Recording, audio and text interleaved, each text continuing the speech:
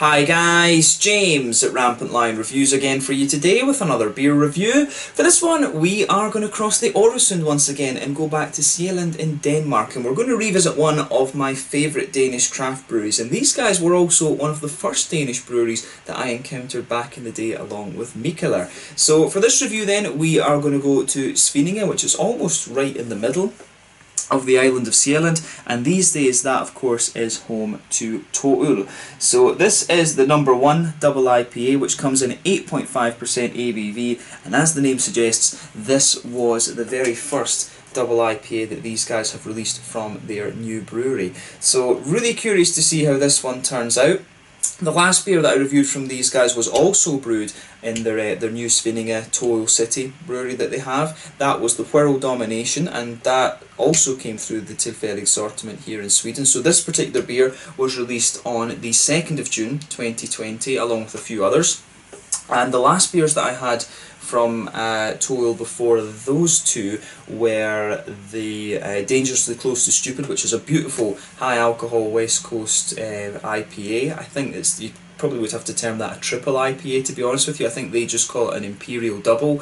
There was also the Yule Milk, and then before that I actually went for a very long time without reviewing a Toøl beer, which was a shame just because I didn't see any of them. But one of my favourite beers from this brewery as well is Black Salts and Body Malts, which I really think is one of the best Imperial Black IPAs, or double black IPAs, whatever you want to call it, that's on the market, and I would still stick with that statement. First Frontier is also a really very nice regular West Coast IPA as well, so those are probably my favourite beers that I've had from the brewery so far. So Black Salts and Body Malts, First Frontier, and then the Dangerously Close to Stupid and Yule Milk. Their Christmas seasonal Imperial Stout is pretty damn good as well. So yeah, make sure you check out those, but in my experience Toøl have some very nice beers, and I would recommend that you check these guys out 100%. So yeah, very curious to see what the first double IPA from their new brewery is like, and I hope that you guys enjoy my take on this beer as well. It's nice to be able to get some Toøl beers regularly again, because even in Copenhagen,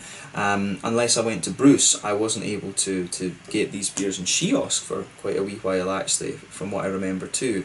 So yeah, let's see how we get on with this one then. So as always with my reviews, I'll tell you guys a little bit about the brewery before we taste the beer. If you want to get straight to the tasting, just fast forward. All the usual links are in the description below. That's the brewery website, the link to my other reviews that I've done from Toøl before. No doubt you'll see some more from these guys at some point in the fairly near future. There's all the usual social media down there too. If you want to see more reviews, do please consider subscribing to the channel. The whole channel of course has a geography-based tagging system, so you can go into the home page and search for beer based on country, city, state, county, prefecture, whatever it is you're interested in. Do check out the playlist of beers from different countries. There is one there for all the Danish beers that I've reviewed for you. That's being added to very regularly because I live very close to Denmark. And as always, please do get in touch and let me know some of the other beers and breweries that you guys would like to see me review. It's always great to hear from you guys that are watching the videos, and the support that you show the channel is hugely appreciated. So anyway, to tell you a little bit about Toøl then, on to the brewery notes quickly. So Toøl, as I've told you before,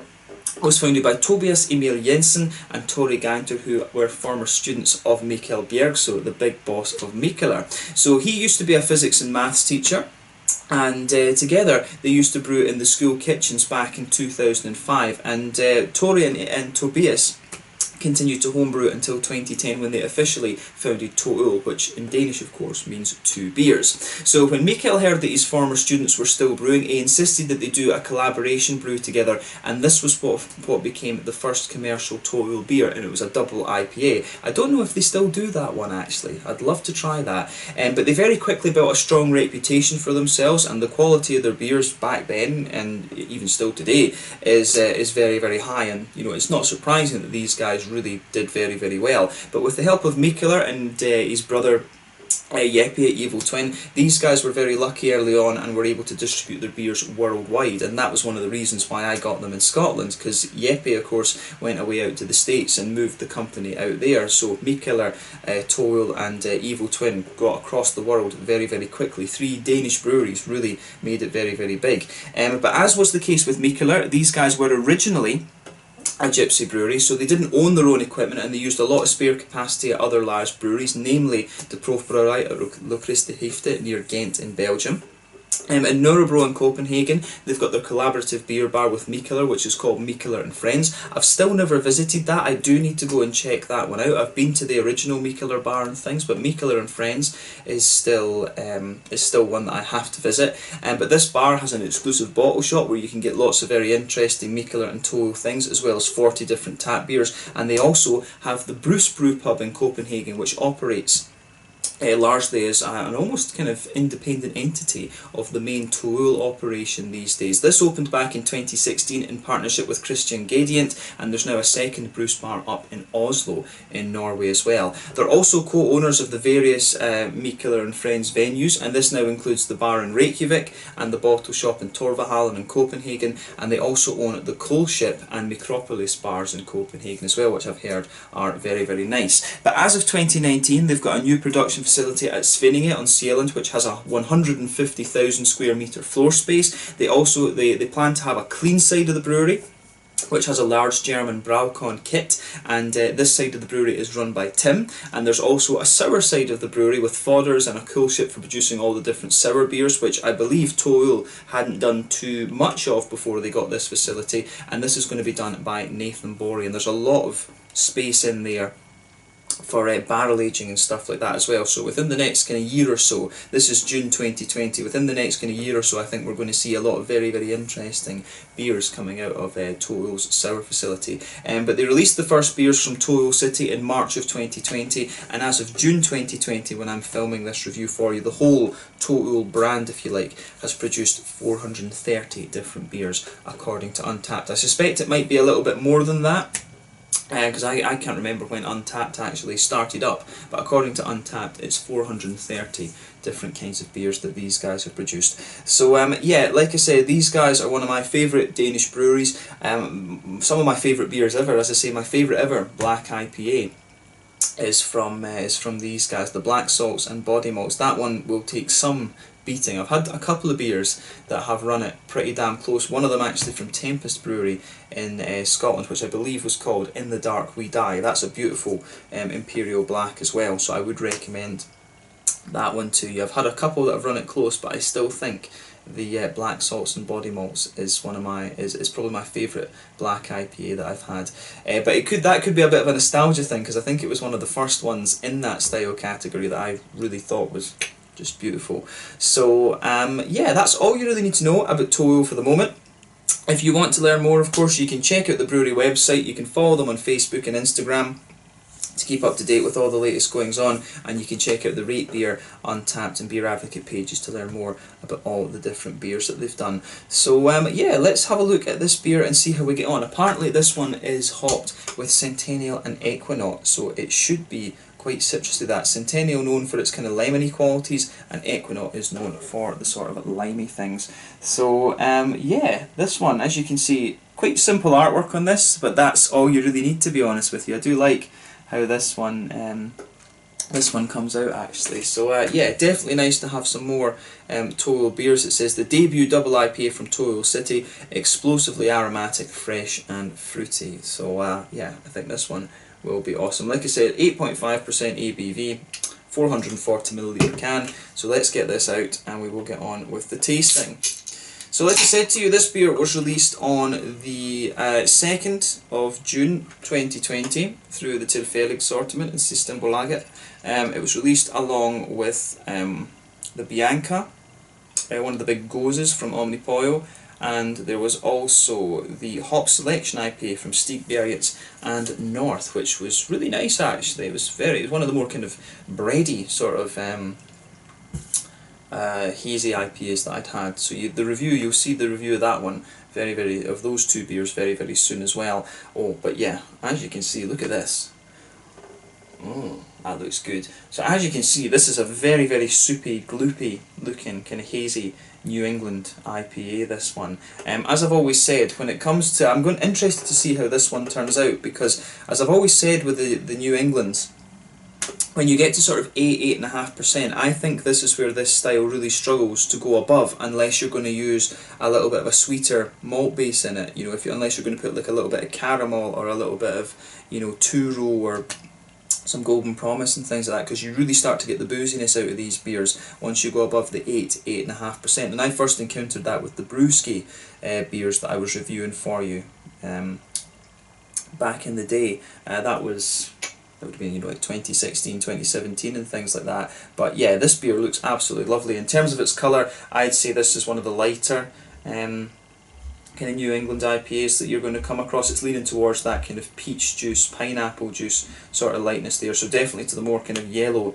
end of the New England spectrum, but yeah, one of the more hazy, soupy, gloopy ones that I've come across in recent times as well. You can see there was virtually no head to this one. There was just a very light kind of thin cream coloured sort of layer on this one. One or two big bubbles sticking towards the side of the glass. You can see a few little ones going up towards the bottom of the head there.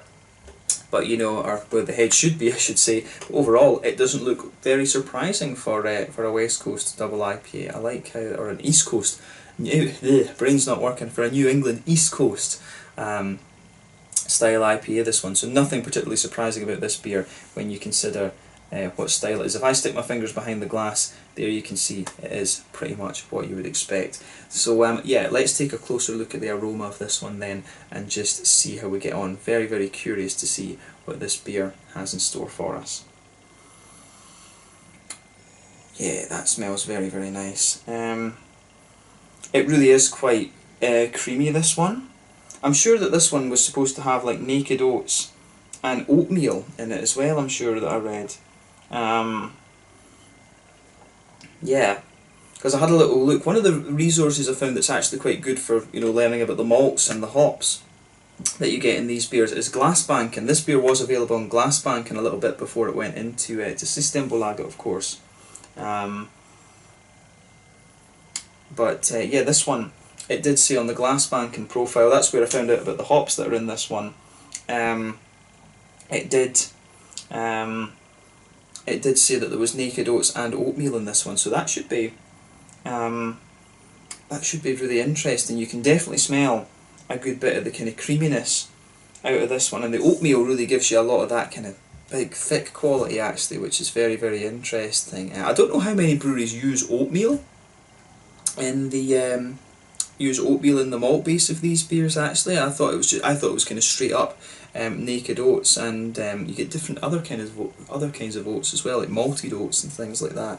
So yeah, it's interesting that it's stated specifically oatmeal, but yeah, you'd really smell with the malt base of this one right away. It comes across as very, very kind of thick and creamy. There's a wee bit of a kind of wheaty bite to this one, but not too much. This beer really leans towards that kind of almost porridgey it's almost got a little bit of that kind of porridgey kind of thickness to it, which is very, very nice. Actually, it reminds me a little bit of the Fata Morgana from Omnipollo, to be honest with you. So yeah, lovely big kind of creamy malt base to this one. There's a wee teeny hint of like a slightly biscuity sweetness, a little bit of a kind of almost Werther's Originally type thing, butterscotchy notes. But that's very minimal. It really is more creamy rather than anything else. Yeah, the malt base, yeah, really very oaty, very, very kind of porridgey, kind of creamy, to be honest with you. I like that about it though. I think I'm gonna enjoy this one. I like the kind of oaty, creamy New England IPAs, but I do like a wheaty, bitey one as well. It just depends what you're in the mood for, to be honest. But yeah, this one really reminds me of some of the Fata Morgana from Omnipollo, and it reminds me of some of the Treehouse ones as well. For me, it was always Trillium that was more wheaty and bitey. You had Treehouse, which was more kind of oaty and creamy, and then the Alchemist ones were a bit more like farmhousey and yeasty. I still need to try some of the Hill Farmstead stuff right enough, so hopefully on my next America trip, that is something that we will be doing. So yeah, I really like how the malt base on this one comes out. Very simple, but the aroma is nice and kind of strong. If you've watched the channel before, you will know that I'm a sucker for a big kind of strong malt base in a beer. Goes with the territory of the Scotch ales and my love of beer, starting from the Rauch beers, of course. But yeah, that's the malt base in this is very nice. On the hoppy side of things then, to me this is quite a... the hoppiness, the green side of the hops isn't actually too pungent. There is a bit of floral character there, there's a bit of lighter grassiness, and then it really leans towards the kind of citrusy, zesty kind of things, which from these two hops is what you would expect. So yeah, to me it smells a little bit more limey The limes actually come across as kind of quite juicy in this. And I don't get, you get a wee bit of lemon sharpness like right on the front of the nose, but other than that, you really do get like, it's got a little bit of a kind of, you know, apricot-y papaya type smoothness to it. So I do wonder if there's another hop in there like Idaho 7 or something like that, just giving it some of the kind of smoothness there. But I think if you did have Idaho 7 in there, you would be getting more of a kind of passion fruity note out of it as well. So that's quite an interesting point to make about this one. So yeah, nice, yeah, definitely some nice big oaty kind of creamy notes out of this, and then it leans towards that kind of citrusy, zesty side of things, but at the same time it does have a little bit of a kind of juicy quality to it as well. To be honest with you, the aroma of this beer is not too kind of pungent, to be honest with you. It's actually quite a kind of more malty, oaty type aroma. The hoppy side of this beer I don't find to be too kind of punchy or pungent, so very interesting point to make about this one. So yeah, I like that about this beer. So yeah, take a bit of time and enjoy that aroma before you get stuck into it, but let's have a taste of this one then and see how we get on. This one is the #1 double IPA, coming in at 8.5% ABV from the very first double IPA from Tolo's new brewery at Svinninge in the middle of Sjaelland over in Denmark. Let's get stuck in. Slange, skål.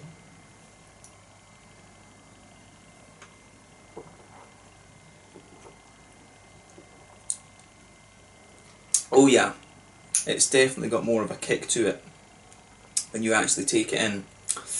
Yeah, that's got a nice little bit of bite to it. I think this one's going by the mouthfeel. This is dry hopped as well.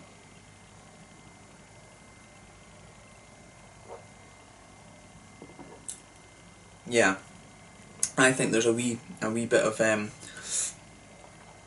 I think there might have been a little bit of dry hopping with this one. You can see just how thick, when I poured that last little bit of it into the glass, you can see how thick the kind of bottom of this beer was actually. Oh, this is pretty nice.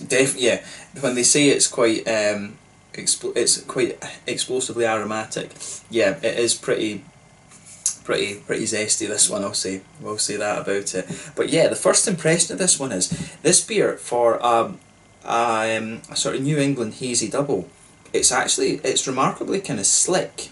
This one, it's got a good, it does have a kind of creamy flavour to it, but at the same time the mouthfeel is sort of remarkably, it's got a good oiliness to it, and it's like a little bit wet and a little bit slick. So that's a really interesting point to make about this beer. So yeah, this is an interesting one, Toil. Kudos to you for this, and it's quite different from a lot of the other IPAs that I've been drinking these days have been a little bit more kind of, some of the more oily fruits seem to be coming back in, and you've also still got this kind of strong tropical fruit, but it's quite a few of them are going for the softer kind of tropical fruits as well. So for this one to go for a sort of lemon limey thing is quite interesting. Of course, the other weird one I had, well, not weird, but the other unusual one that I had recently was the Bahuki from Gamma, which had a very interesting kind of melony and lemon limey sort of profile to it. The Kashmir hop, of course, is what's going to give you that. So yeah, this one, I do like this one actually. That's probably the closest beer that I can think of to this one recently would be the Bahuki from Gamma Brewing actually, although that's a single IPA and not quite as bitey as this one, I would say.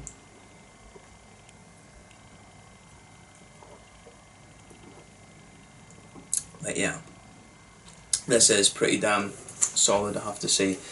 So yeah, thumbs up to Toro for this one. I definitely like this beer. Does it top, for example, the Dangerously Close to Stupid or the First Frontier? I don't think so, to be honest with you, but you know, it's pretty damn solid, and you can't ask for much more than that from these breweries these days. I think you know, it's another very, very solid beer. And the last one that I tried from these guys, the Whirl Domination, you know, it's a solid New England. That was a solid New England IPA. And this one's a really solid New England double IPA. But I'd love to find one from Toyo that just kind of, you know, blows me away. in the same way that like the Dangerously Close to Stupid did, or the First Frontier, or the you know, the Black Salts and Body Malts did. I'd love to find a New England one like that just blows me away. But I think that's, with the amount of New England beers that are going around these days, I think that's very, very difficult actually, because we, you know, the haze craze has kind of gotten to the point that you know, we drink so many of these beers that maybe we're a little bit kind of maybe our palates are just a little bit saturated with these. So it's nice to see the West Coasters are starting to make a comeback and the variety is kind of returning. So maybe at some point, I'm hopeful that maybe in the future, I'll have one of the IPAs from Toho, and it really will be that kind of same. It will be that kind of same impact that I had from the Black Salts and Body Malts, because it's one of my favourite reviews that I ever did. That I have to say.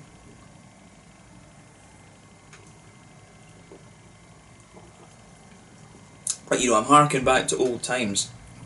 We should focus on this beer because it is pretty damn solid. Yeah, the description that they've given it really is quite nice. You do get quite a bit of, there is a bit more kind of bitterness and aromaticity to this one, which is really quite nice. I like that kind of floral aromaticity and the kind of citrusy, zesty type thing, which is really quite nice. So yeah, with this one then, let's try and break down the flavour. So straight away with this one, you can feel that sort of pale malty quality just blank at the middle of your tongue. At the same time though, you can feel the sort of oatmeal just, you know, smoothing out the whole beer. In the middle third of your palate, right in the centre of the tongue, you can feel that kind of nice thick oatmeal-y quality. There is a little bit of a more creamy oatiness towards the front of that, and in the very centre you've got a wee bit of a kind of biscuity kind of thing there too.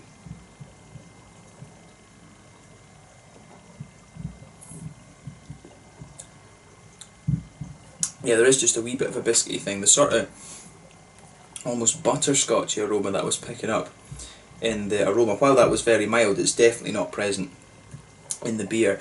Towards the back of the tongue, on the back third of the tongue, you do get a little bit of wheaty bitiness out of it, and it is a bit more prominent. It's definitely more prominent in the flavour than I was expecting from the aroma. So I really thought this one was just going to be a very, very big, kind of thick, kind of creamy sort of thing. But in terms of its how it actually feels in the palate, yes, you've got that in the middle of the palate, but towards the back of the tongue you do have a little bit of that kind of more trillium-like bitiness from the wheat. So I really like how that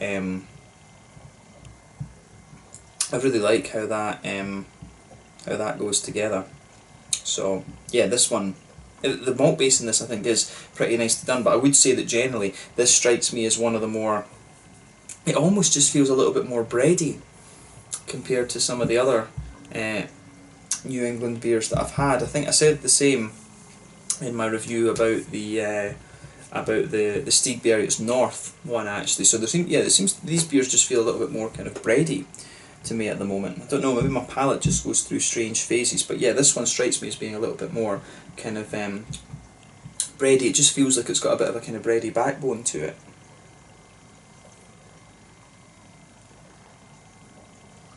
And of course most beer does, it's liquid bread essentially.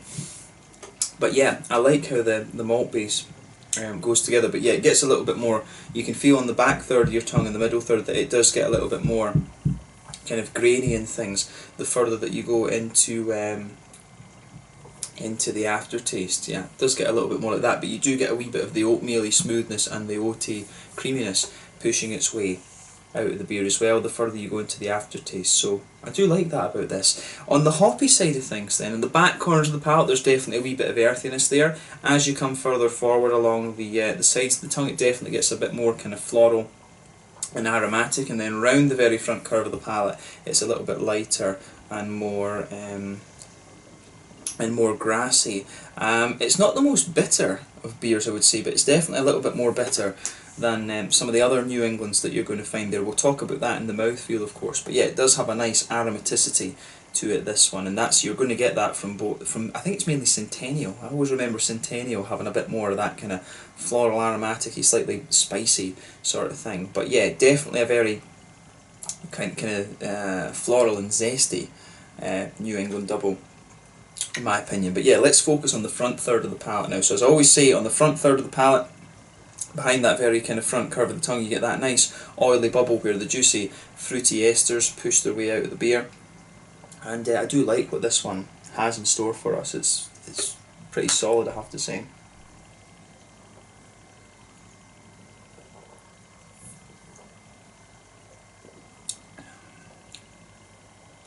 So yeah, yeah, this one you get a lot of the lemony flavours out of this one.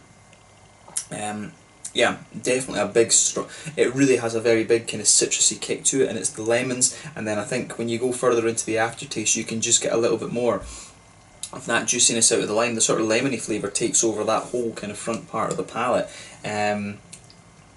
Yeah, I was picking up a few lighter kind of tropically fruit notes in this one. You might get very, very small hints towards the back of that front third of the tongue. You might get a very kind of small hint of a slightly, almost a slightly like mango-y, apricot-y type flavour there. It's just it's almost like the very you're at the front third of your tongue, and it's almost just the very middle of it. It just juices up a little bit, and you get a wee mango-y, apricot-y type note coming out of that, but the rest of it's all the the kind of lemony citrus, and then almost right on the kind of front edge of the tongue, that as you go further into the aftertaste, that definitely gets a little bit more kind of limey actually. So I really like how that side of the beer goes as well. You can feel on the edge of your palate it does juicen up a little bit and become more limey, and you get some of these softer kind of grassy notes out of it as well. So it's really interesting how the flavours evolve out of this one. But I would say the way that they describe this on the can as being very aromatic and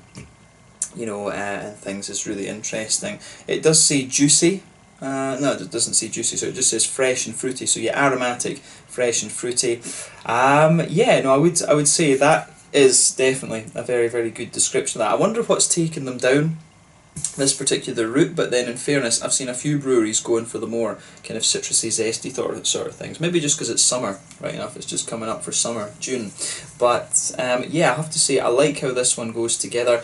Is it my favourite beer I've had from Toil? I wouldn't say so. That crown is very much on the black salts and body malt's head. Is it a solids double IPA? Yep.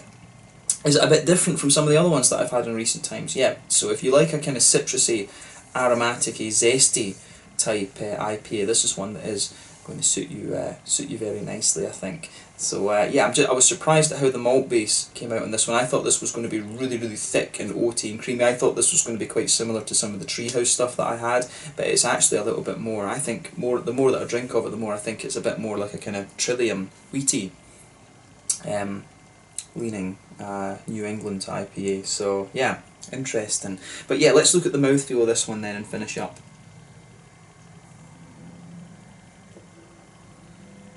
So yeah, in terms of the mouthfeel of this one, then I would say it's actually mid-bodied. It's not the thickest of New Englands that I've come across. The carbonation is quite smooth on this one. It's got a balance between it feels a bit light, but it also feels a little bit kind of smooth. There is